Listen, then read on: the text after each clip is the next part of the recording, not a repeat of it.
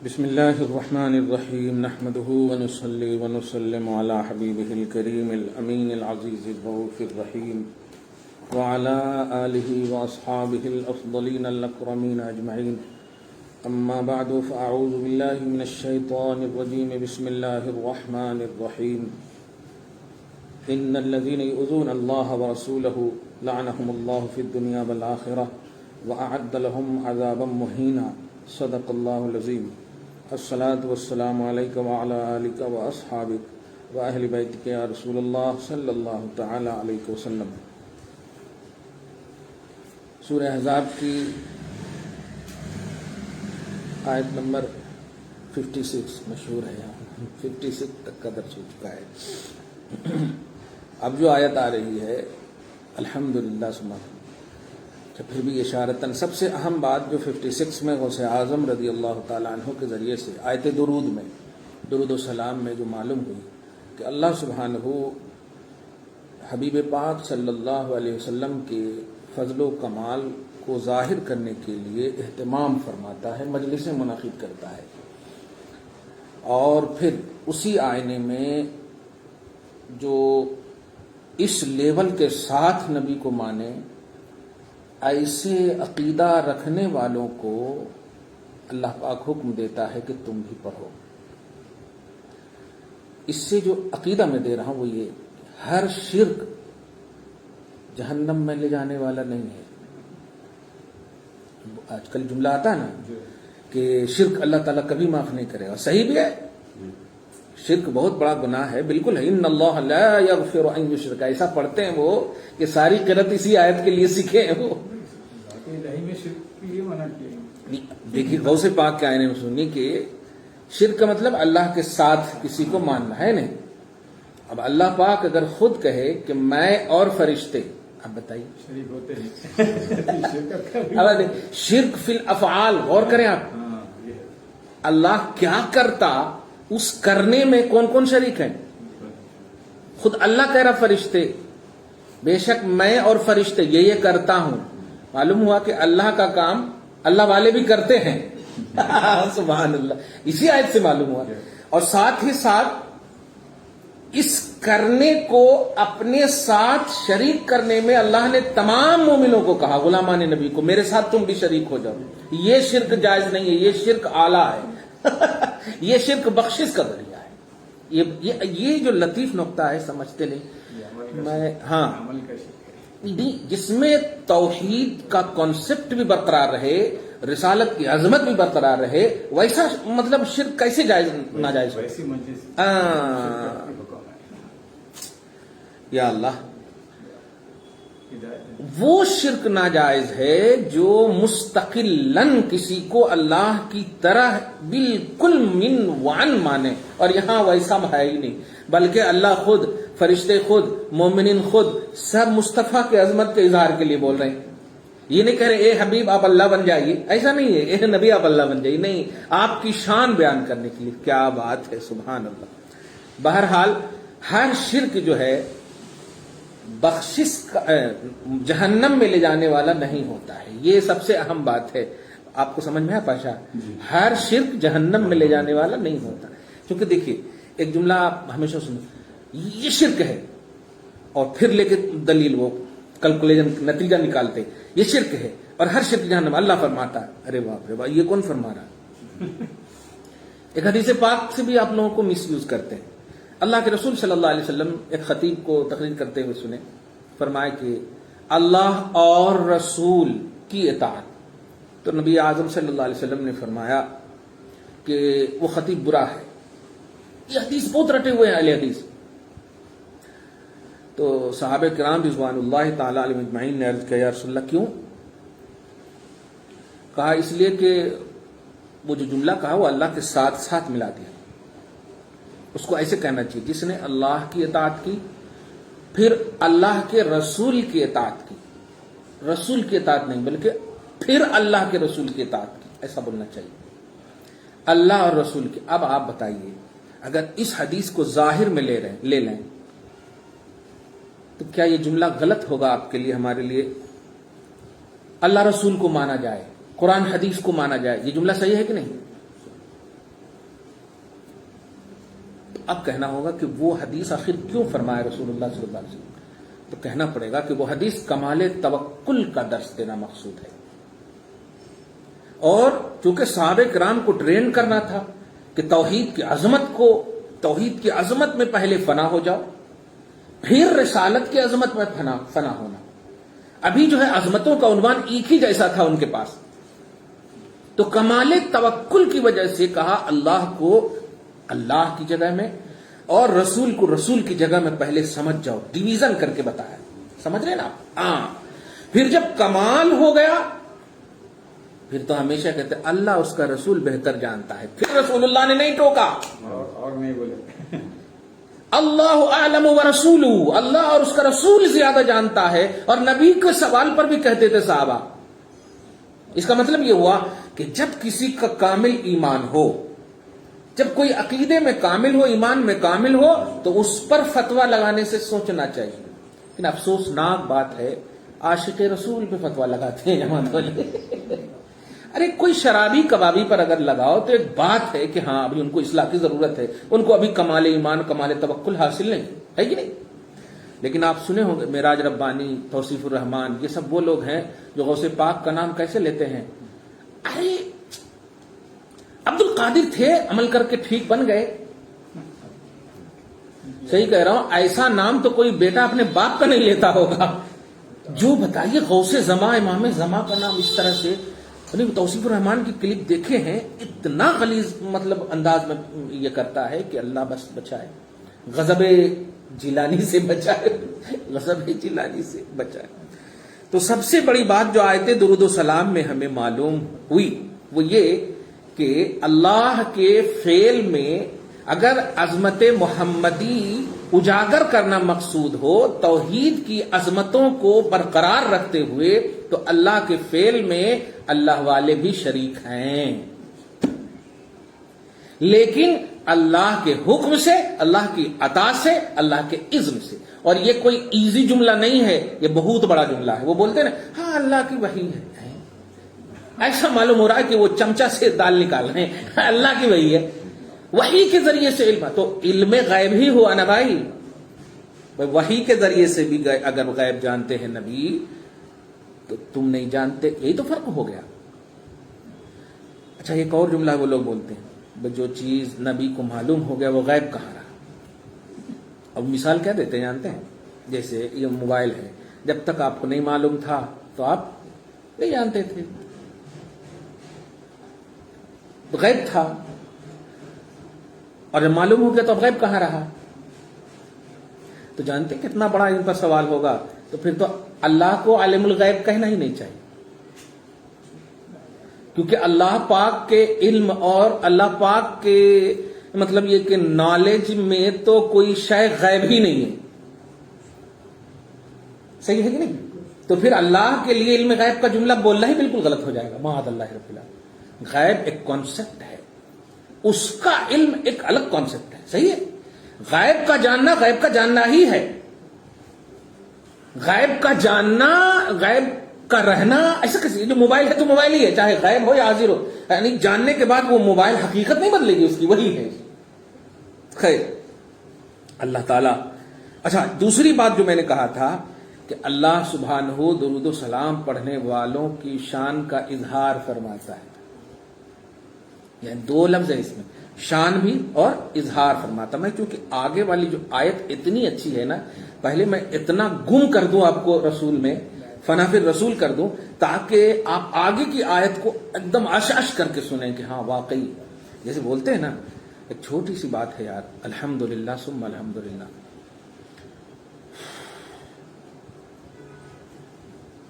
کوئی صالح اور نیک اولاد اپنے باپ ماں کے خلاف سوچنا تو سوچ چھوڑیے، سننا بھی گوارا نہیں کرتا۔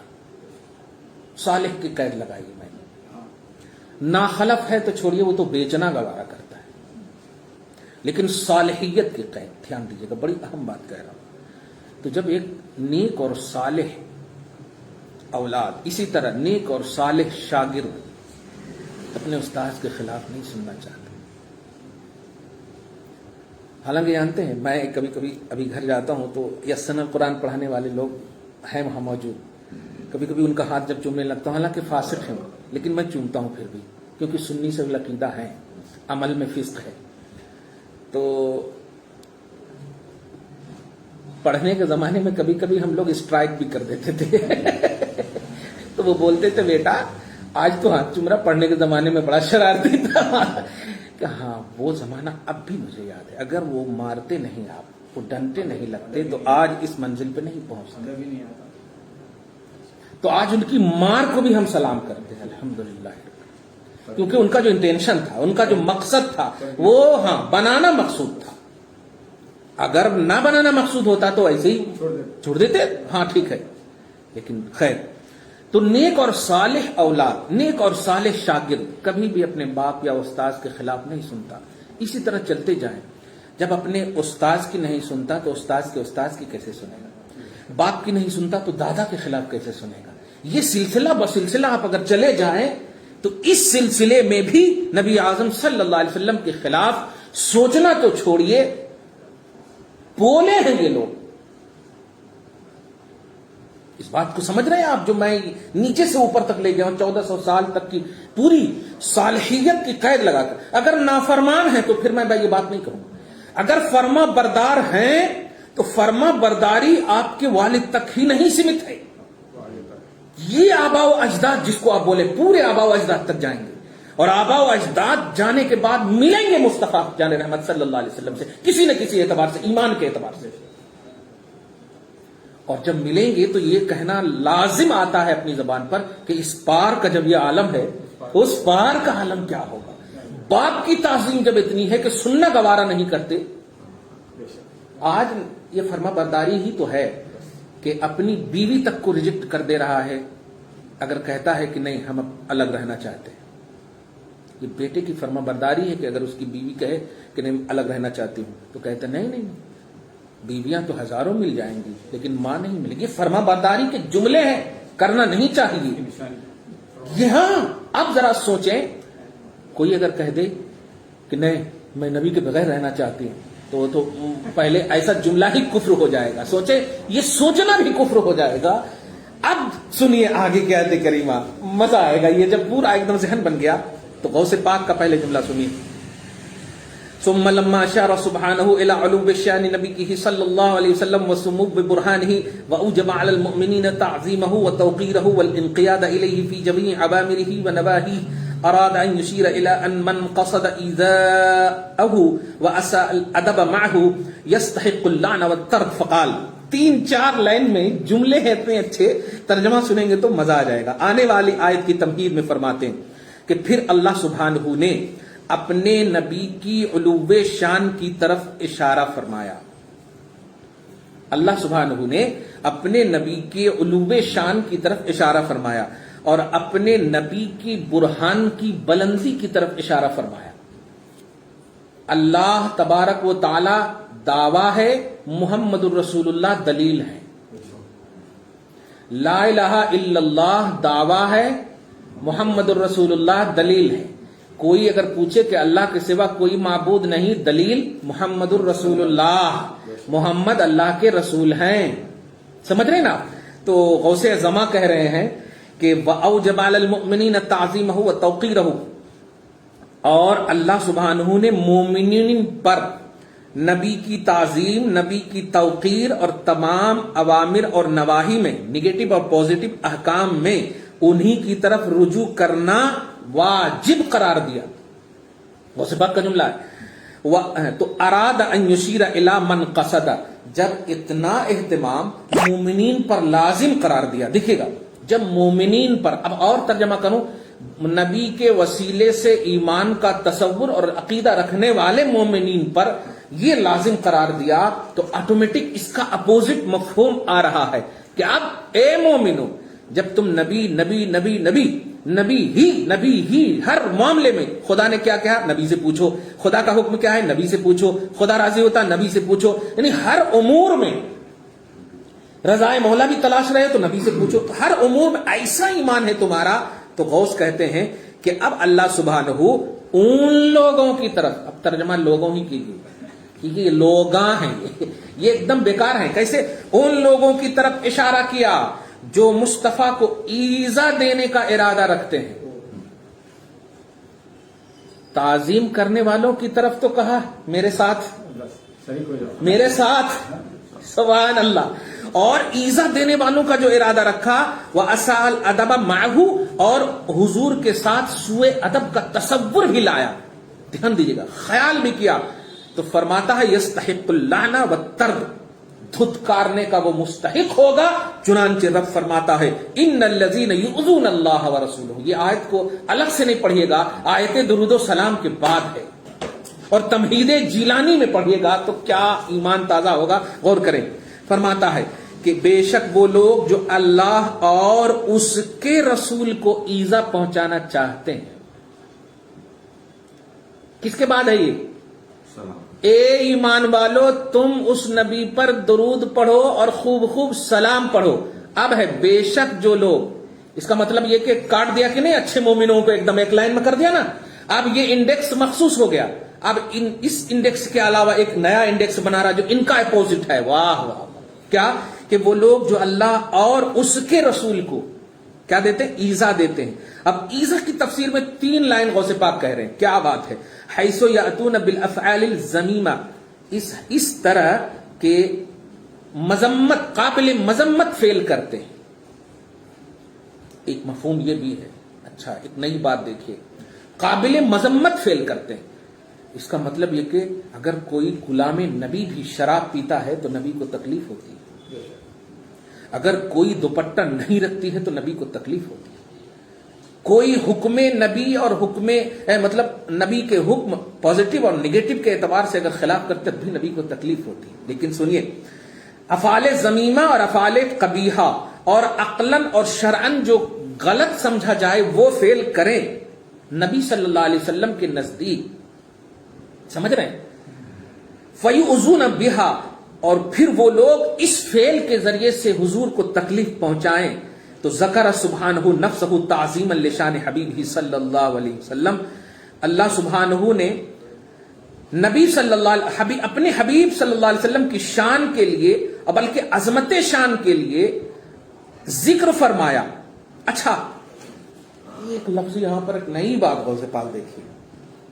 ابھی تک عنوان کیا ہے؟ نبی کو تکلیف دیں, لیکن جملہ کیا ہے قرآن میں؟ ان الذین یؤذون اللہ ورسولہ. پہلی آیت میں تھا کہ اے ایمان والو تم بھی ان پر درود پڑھو, یعنی ان پر, یعنی مطلب مومنین تھے اور رسول تھے. تو اب آیت کریمہ کیا ہونی چاہیے؟ بے شک جو لوگ رسول کو تکلیف دیں, یہی ہونا چاہیے. لیکن نہیں, اللہ اور اس کے رسول کو. تو غوث پاک کہہ رہے ہیں ذکر سبحانہ نفسہ, اللہ تعالیٰ اپنا بھی ذکر یہاں کیوں کیا؟ سبحان اللہ, اپنا بھی ذکر یہاں پر کیوں فرمایا؟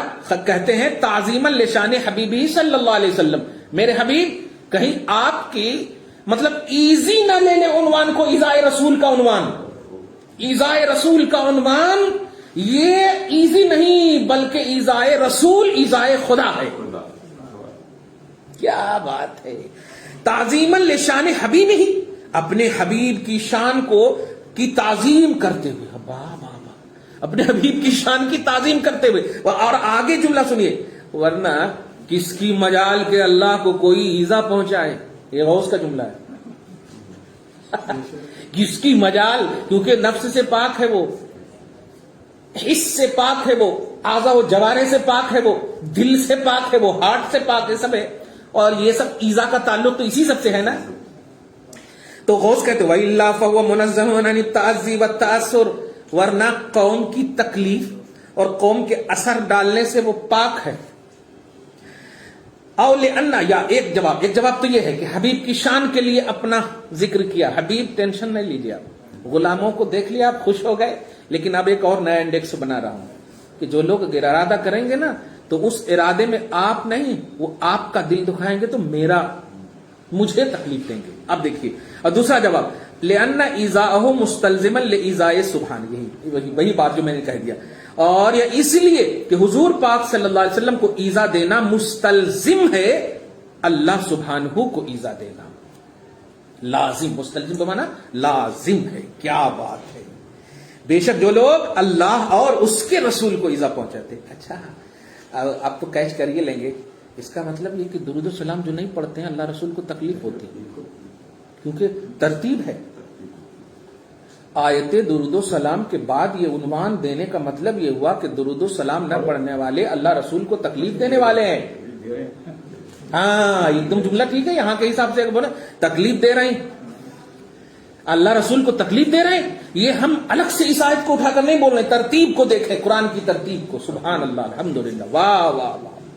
تو اب ایسوں کا انجام سنیے آخری میں، لعنہم اللہ، پہلا انجام اللہ ان پر، اور اللہ کی تعریف میں غوث پاک المنتقم عنہم وطردہم عن سعۃ رحمتہ، وہ اللہ جو ان سے انتقام بھی لینے والا ہے اور ان کو اپنی رحمت کے میدان سے دھتکار کر بھگانے والا ہے، رحمت کے میدان سے دھتکار کر بھگانے والا ہے۔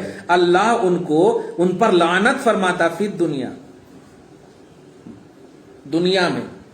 کیا بات ہے، ابھی کتنا چیخ رہے ہوں گے سب، ملعون، لعنت ہو، یہ ہو وہ ہو۔ اب سب سے بڑا ملعون وہی ہے، سب سے بڑا ملعون وہی ہے، کیونکہ اللہ اور رسول کو ایذا دینا، اور در حقیقت یہاں ذکر الہی رسول پاک کی شان کے لیے۔ اور دوسری بات، اچھا ہو اسے پاک تیرا کرم ہے، تیرا احسان ہے۔ لعنت جو اللہ فرمائے گا کیسے، اس کا اظہار کیا ہوگا؟ تو غوث فرماتے علی السنت خلص عبادہ، اپنے مخلص بندوں کی زبان پر، مخلص بندوں کو کہے گا اس پر لعنت بھیج۔ آپ سمجھ میں آیا کہ فرشتے لعنت بھیجتے ہیں کا مطلب کیا ہے؟ اللہ کا آرڈر ہے بھیج۔ اور اس کے بعد وَأَبْعَدَهُمْ عَنْ مَجَالِسِهِمْ وَمَحَافِلِهِمْ، اور نیک لوگوں کی جو مجلس سجے گی نا، اور کوئی رسول کا گستاخ آ جائے گا تو مخلصین علماء کہیں گے چل نکل، وَأَبْعَدَهُمْ، دھتکارے جائیں گے، بھگائے جائیں گے، مخلص بندوں کی مجلسوں سے، محفلوں سے، مدینہ سے بھگائے گئے، ہے کہ نہیں، بھگائے گئے۔ واہ واہ، یہ تو دنیا میں یہ ذلت ہے۔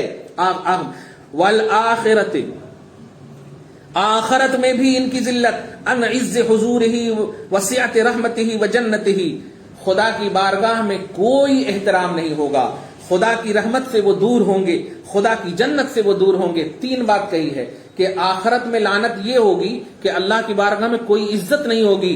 وہیں پر سے پہلی آیت میں دیکھیے، اے غلامان نبی، بلکہ اے درود و سلام پڑھنے والو، اللہ تیری عزت فرمائے گا کل آخرت میں۔ کیا بات ہے، سبحان اللہ سبحان اللہ وبحمدہ۔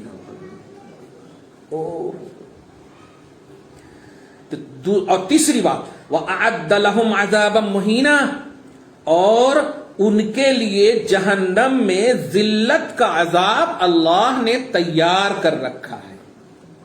اور جانتے ہیں ذلت کا عذاب مومنوں کے لیے نہیں ہے، وَلِلْكَافِرِينَ عَذَابٌ مُهِينٌ۔ معلوم یہ ہوا کہ نبی کے اوپر درود و سلام نہ پڑھنے والے اور اس کا عقیدہ رکھنے والے، یعنی نہ پڑھنے کا عقیدہ رکھنے والے کافر ہیں، کیونکہ ذلت کا عذاب مومنوں کے لیے نہیں ہے۔ عذاب ہے ہم گنہگاروں کے لیے، ٹھیک ہے، لیکن ذلت کا عذاب نہیں ہے۔ عذاب ہے اپنی بدعمالیوں کے لمٹ کے حساب سے، لیکن عذاب مہین کہا گیا۔ تو عذاب مہین سے اشارہ ملا، اسی لیے غوث کہتے ہیں کہ لا عذاب اسوأ منہ واشد، ایسا عذاب کہ اس سے سخت اور اس سے برا عذاب رب کے پاس ہے ہی نہیں۔ اب بتائیے، اینڈنگ ہو گئی نا، اور یہ ایمان والوں کو تو ہو ہی نہیں سکتا۔ تو اب درود و سلام نہ پڑھنے کا عقیدہ رکھنے والے ہوشیار ہو جائیں۔ اب ہوشیار کیوں؟ توبہ کر لیں۔ ہوشیار کیوں ہوں گے؟ کیونکہ ہوشیار ہو کے کہاں جائیں گے؟ توبہ کر لیں۔ جو عقیدہ رکھے تھے کہ درود و سلام پڑھنا کوئی بھی مطلب ایزی چیز ہے، ایزی لے لیے تھے، نہیں، اگر نہیں ہے پاسبلٹی تو اللہ کی بارگاہ پر کیسے نہیں ہے؟ اٹھو بیٹھو، صلاۃ و سلام علیہ رسول اللہ بولنے میں کیا ہوا آپ کو؟ درود و سلام کا کہا ہے؟ آپ بیٹھے اٹھے، یہی تو ہے کہ اپنی عبادت کو کنڈیشنلی رکھا، مصطفیٰ کی شان کو کنڈیشنلی نہیں رکھا۔ نہیں، نماز پڑھنا ہے تو یہ کرو وہ کرو یہ کرو وہ کرو، مصلی پہ آؤ، باوضو غسل وغیرہ وغیرہ، کیا بات ہے، مگر میرے حبیب کی شان کے لیے میں ایک ایک سانس تم سے لینا چاہتا ہوں۔ واہ واہ واہ، جب تک شعور ہو نبی صلی اللہ علیہ وسلم پر پڑھتے رہنا، ان کی تعظیم کرتے رہنا۔ واہ واہ، واہ واہ سبحان اللہ. دعا ہے اللہ تعالیٰ آج کی اس خصوصی گفتگو کو حبیب پاک صاحب الاولاد کے وسیلے سے قبول فرمائے. شب جمعہ کے صدق الطفیل میں ہم سب کی نیک اور جائز تمناؤں کو شرف قبولیت سے مشرف فرماتے ہوئے یا اللہ ہم سب کی تمناؤں کو پوری فرما. ہماری اصلوں کو بخش دے مولا, ہماری نسلوں کی حفاظت فرما. ہر جمعرات کو حبیب کی بارگاہ میں اعمال پیش کیے جاتے ہیں. یا اللہ حبیب کو ہمارے اعمال سے راضی فرما دے. آقا بالکل سچ ہے, ہم گستاخ نہیں ہیں. اعمال میں کمیاں بیشیاں ممکن ہیں, اس کا اقرار کامل طور پر کرتے ہیں, لیکن محبت اور تعظیم کا معاملہ توہین اور ایذا سے کوسوں دور ہے, بلکہ ہمیشہ کے لیے دور ہے. آقا آپ راضی ہو جائیں اور اس پر مہر استقامت لگا دیں. یا اللہ ہمارے آبا و اجداد کی بخشش فرما, ہماری اصلوں کی بخشش فرما, اور جو عذاب قبر میں مبتلا ہیں مولا انہیں عذاب قبر سے راحت نصیب فرما, اور جو زندہ ہیں سب کو صحت جسمانی اور ایمانی نصیب فرما. وصلی اللہ تعالی علی خیر خلقہ محمد وآلہ واصحابہ اجمعین برحمتک یا ارحم الراحمین.